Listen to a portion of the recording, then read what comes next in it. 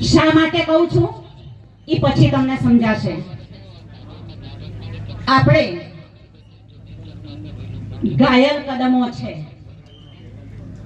સામો પવન આવે છે, ધર્મનો પવન આવે છે, અંધશ્રદ્ધાનો પવન આવે છે, ઘણા બધા પવનો આવે છે, છતાં ઘાયલ કદમે સામા પવને સફર આપણી તો પહાડી છે માનગઢ જેવી. ઈ પહાડી જેવી જે સફર છે ઈ સફરને ઈ શિખરને સર કરવા માટે તમારે અને મારે આવનારી પેઢીએ પ્રતિજ્ઞા લેવી પડશે. ત્યારે આપણા ભીલ પ્રદેશની જે શિખર છે ને એ સિદ્ધ થશે. બીજું એ છે કે મારામાં અને તમારામાં જે કપોળ, કલ્પિત, પાખંડી જે આપણા મગજમાં જે ભરાઈ ગયેલું છે ને એને તમે ધીરે ધીરે બહાર કાઢજો. આપણી આ જે રહેણી કહેણી અને અસ્તિત્વ જે છે એ કોની દેન છે? અહીંયા આ બે હાથવાળા જેના લોહી વહી ગયા છે એ લોકોની દેનના લીધે આજે તમે અને હું સરસ મજાના કપડાં પહેરીએ છીએ, બે ટંકનું આપણે ભોજન જમીએ છીએ. પણ આપણે આપણા પૂર્વજોને આપણે નથી યાદ કર્યા. આપણા ઘરમાં જોજો, તમે તમારા ઘરમાં જોજો કોના ફોટા છે તમારા પૂર્વજોના? છે કોઈના ઘરમાં? સવારમાં ઉઠીને નમન કોને કરો છો? આપણા પૂર્વજો જેના લોહી રેડી દીધા છે એને આપણે નથી નમન કરતા. એનો આપણે અહીંયા આપણા ઘરમાં, આપણા ગોખલામાં સ્થાન નથી આપ્યું. આપણે સ્થાન આપ્યું છે બીજા કોકને.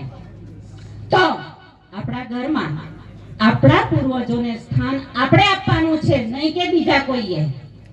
આપણું જ્યારે લગ્ન વિધિ હોય, લગ્ન હોય ત્યારે જેને આપણે ખરેખર આપણી સંસ્કૃતિમાં આપણે જેને ખરેખર પગે લાગવાનું હોય છે ને તો આ અહીંયા ગોદરેજ છે. એ ગોદરેજ કોના કોના ઘરે છે? કોના કોના ઘરે લગ્નમાં ગોદરેજ થી પગે લગાય છે? જે સ્ત્રી અને પુરુષ બેનું જે ચિત્ર છે ને એ લાડીવાર નથી, આપણા વડીલો છે. વડીલોને પગે લાગવાનું હોય છે ત્યારે આપણે આમ કઈ ઈ ફોટા લગાડી દીધા છે. આપણા વડીલોને આપણે સાઈડમાં કરી દીધા છે. કુમારી તાકાત કે આપણા ઘરે આપણા પૂર્વજોને આપણે સ્થાન આપીએ? લગાવશો? તાકાત છે ને? અરે મેં તો બંગડી પહેરેલી છે, મરદો તમે છો, તો આપણા પૂર્વજોને સ્થાન આપણે આપવાનું છે, બીજા કોઈ નહીં આપે. બંગડી પહેરેલી જો સ્થાન આપતી હોય તો મરદો તમે તો આપજો. આપણું ઉદ્બોધન છે જય જોહાર. પણ આપણે શું બોલીએ છીએ? નથી બોલવું મારે ત્યારે. શરમ લાગે બધાને.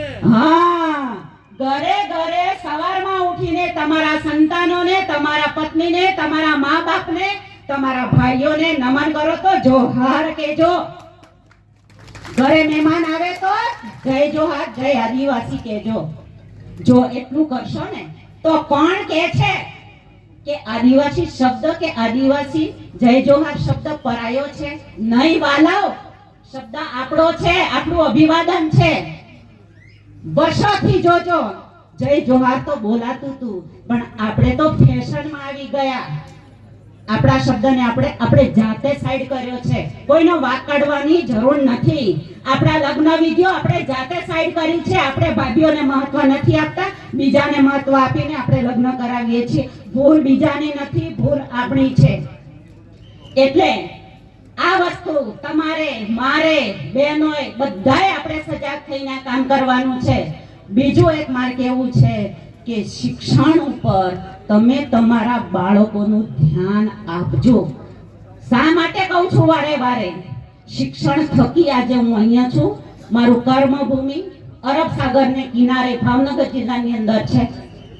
પણ મને શિક્ષણ મળ્યું, મારા મા બાપે મને ભણાવી, ત્યારે હું કમાતી થઈ અને પેટ્રોલનો ખર્ચો કરીને હું અહીંયા આવી છું. જો મારા મા બાપે ન ભણાવી હોત તો હું નોકરિયાતની દીકરી નથી, હું ખેડૂતની, મજૂરની દીકરી છું.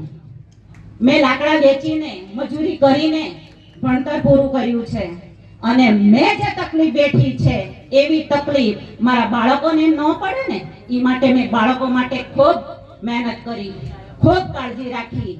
અને કદાચ આદિવાસી સમાજનો ડંકો વગાડનાર હોય ને તો કદાચ હું માનું છું ત્યાં સુધી મારો દીકરો આજે બોલાય કે ન બોલાય ખબર નહીં, ફાકા ફદારી નથી કરતી, પણ વૈજ્ઞાનિક છે, સાયન્ટિસ્ટ છે. જો મેં ધ્યાન ન આપ્યું હોય, જો મેં તમારી જેમ ઓલો અધિક મહિનો આવે 1 જ મિનિટ તો આંબળું જાંબળું કેરીને કોઠીમડું એવામાં જો હું પડી હોત, ટીલા ટપકામાં પડી હોત, ગંડ બગાડવામાં પડી હોત, તો દીકરી ક્લાસ 1 અધિકારી છે, દીકરો પણ ક્લાસ 1 અધિકારી છે, તો કદાચ ઈ ન બન્યા હોત. મારા ખ્યાલ મુજબ મેં કોઈ દિવસ મારા બાળકોને મંદિરે નથી લઈ ગઈ, ક્યારેય નહીં. કોઈ વ્રત પૂજા પાઠ કોઈ નથી કરાયું મારા ઘરમાં. તમે આવો ક્યાંય કપોળ કલ્પિતના ક્યાંય ફોટા ન હોય. છે બાબા સાહેબ આંબેડકર, બિરસા મુંડા, સાવિત્રીબાઈ ફૂલે, જ્યોતિરાવ ફૂલે, એને હું સવારમાં ઉઠીને વંદન કરું છું. એના પ્રતાપે આજે હું ગાજું છું.